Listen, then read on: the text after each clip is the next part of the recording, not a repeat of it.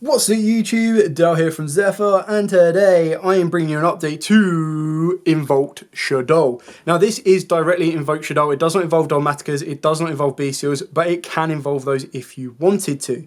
So this was a request from Dermy, and I thought I'd be more than happy to put it together to show you what this deck currently looks like, and just going back in time because I loved how this deck played. It's a shame that it kind of dropped with the updated Shaddoll structure deck right at the start of COVID, so we never really got a chance to give it a full run out, but it's still incredibly powerful and very, very fun. At the end of the video as well, I'll also show you the final cards to finish the deck off, as the list that I'm going to show you is 36 cards, and then it comes down to your personal playstyle, environment, and just preference of what additional engine you want to add into the deck in order to utilize those. So with everything out of the way, please smash that like button, hit that notification bell, and subscribe so you don't miss out on any more upcoming content. Diving headfirst into the profile, we start off with Normal Summon Alistar, go brr. So this is obviously the Mac Daddy for the Invoked engine. What I would really love to see in the future is an Invoked card that could be searched off of Magical Meltdown. The issue is with Magical Meltdown, it adds Alistar the Invoker specifically. So if any card treats itself as Alistar the Invoker in the deck, you can't search it. But I would have liked an option where, either a new Magical Meltdown, where we can get a monster that can adapt its attribute in the graveyard, meaning that you didn't need to constantly need to run into other extra deck monsters. Maybe like a Link 1. Oh, that would be so good. A Link 1 Alistar Invoker monster that only needed Alistar to make, that then has the ability to adapt its attribute to whatever you want. That'd be so cool. Anyway, I digress. So you play triple Alistar, double Invocation, and then 4 copies of Magical Meltdown. Now, the issue with this deck, specifically going into this format, is it runs head first into Droll and Lockbird, because as soon as you go Magical Meltdown, search out Alistar, Droll you, that's it, you don't have access to Invocation, which can be very damaging, as your whole strategy for this is to get through into Invocation for your fusion plays. That's when you need to fall back on maybe your Dogmatica stuff, your Bestial stuff, or of course in this version, your Shaddoll cards. So for the Shaddoll cards, we've got 2 Squamata, 1 Ariel, Wendy, Beast, Genius, Hedgehog, and of course Dragon.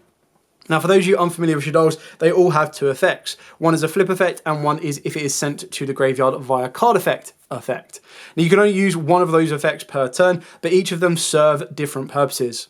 So when you've got Squamata, which is why we play it too, is it's a flip, target a monster on the field and destroy it. But if it's sent to the graveyard by card effect, you send a Shaddoll card from the deck to the graveyard. So it fills up your graveyard for some of your additional plays, and it can trigger off any of these monsters' graveyard effects.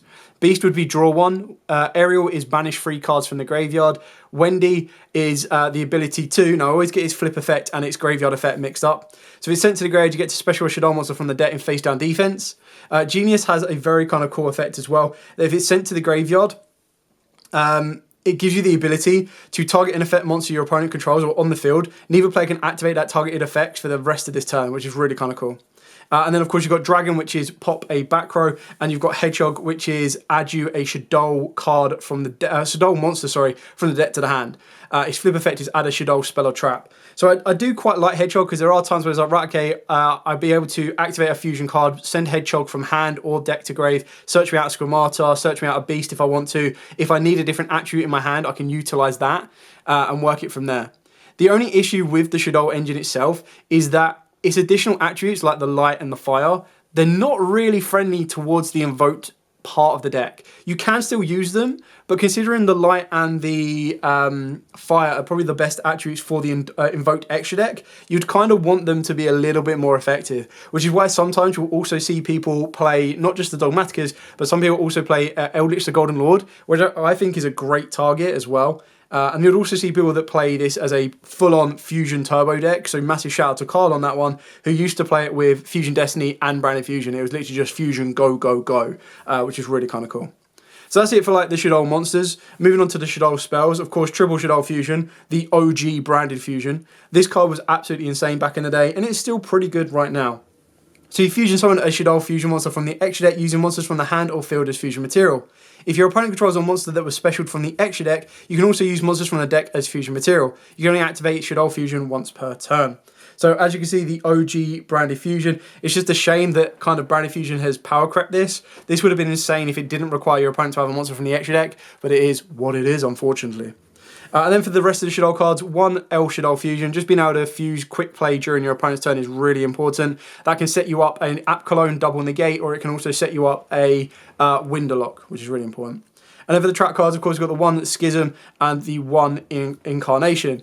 Now, the reason Schism has a little bit more effectiveness with the Nadir cards is the Nadir Servant can send a Shaddoll target. That Shaddoll target is then giving you the ability to search out Schism and discard a card, which is really nice. It can set up your plays as well, which is why when I get to the alternative engines at the end of the video, I'll show you the Dogmaticas as well and what you would change and what you would add in.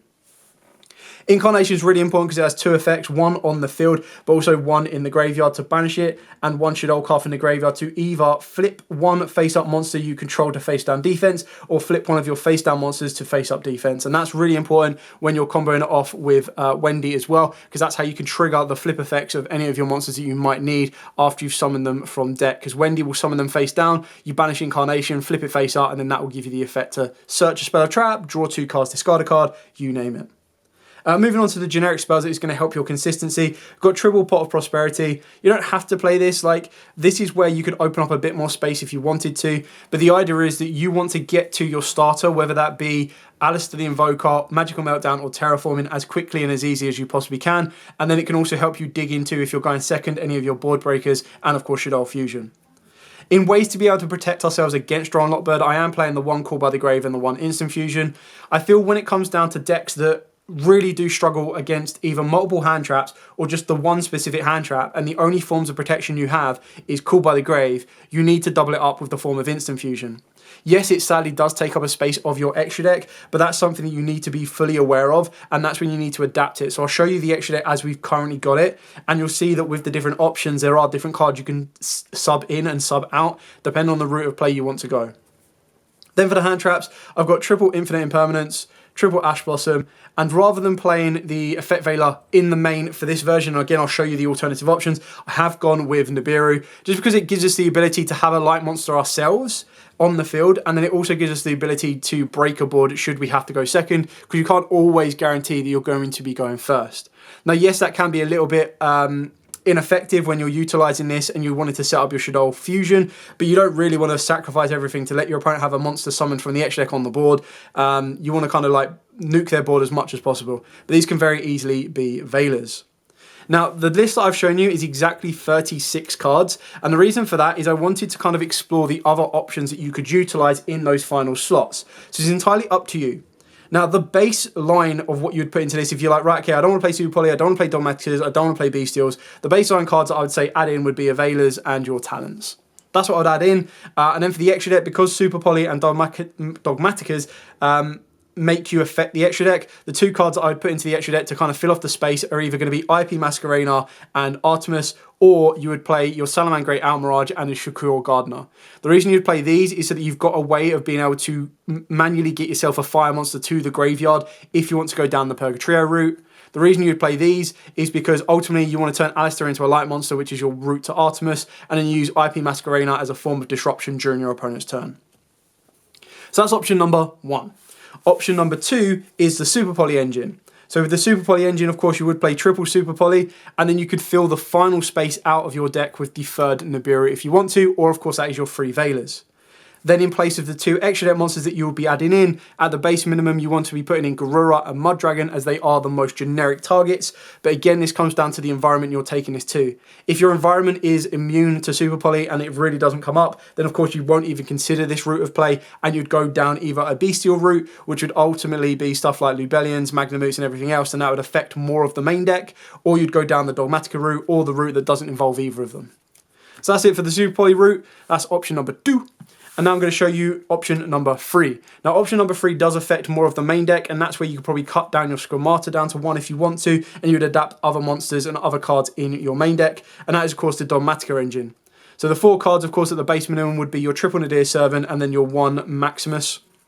Just because Maximus lets you send cards from your extra deck, so that's how you can send your Shaddoll cards, get the effects off of them, whether it be recycling cards or whether that be being able to search out your Schism and everything else. The other cards you can help add to this would be your Fleur-de-Lis and of course your Ecclesia. But again, you could play a minimum of 5 if you wanted to, a minimum of 4, or you can go all out and play all 6. the idea would be that Maximus would actually send Shaddoll monsters to set them up, and then you'd use Ecclesia, well, you'd summon down Ecclesia, search out your Maximus, Maximus would send cards, including a Titaniclad, to get your Fleur-de-Lis, which is how you go through all 3 in one go.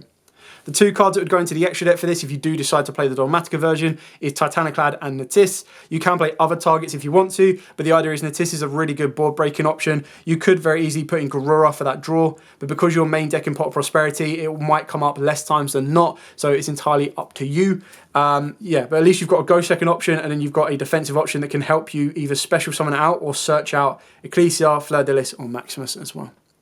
So that's it for your alternative options. Like I said, the Bestials would require more than this final 4-card slot. So that's entirely up to you. If you want to go down that route, it can be very, very effective and very, very good as well.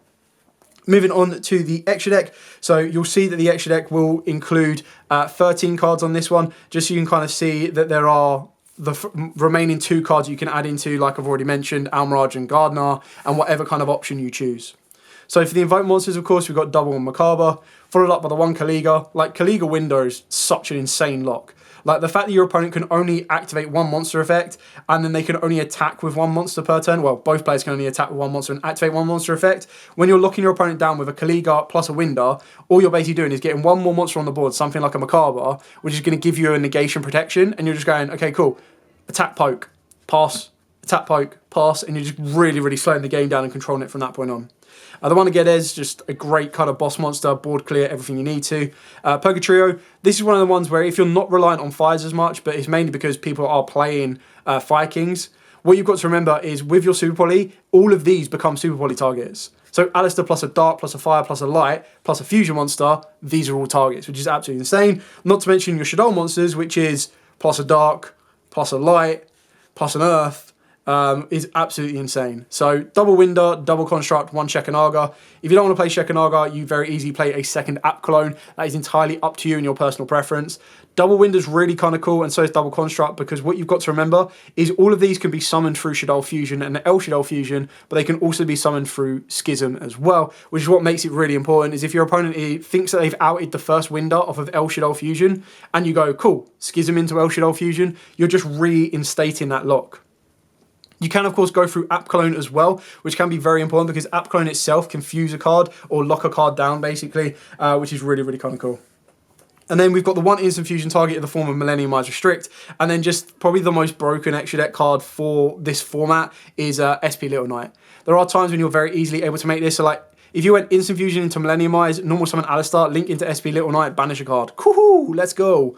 So yeah, that's another option for you as well.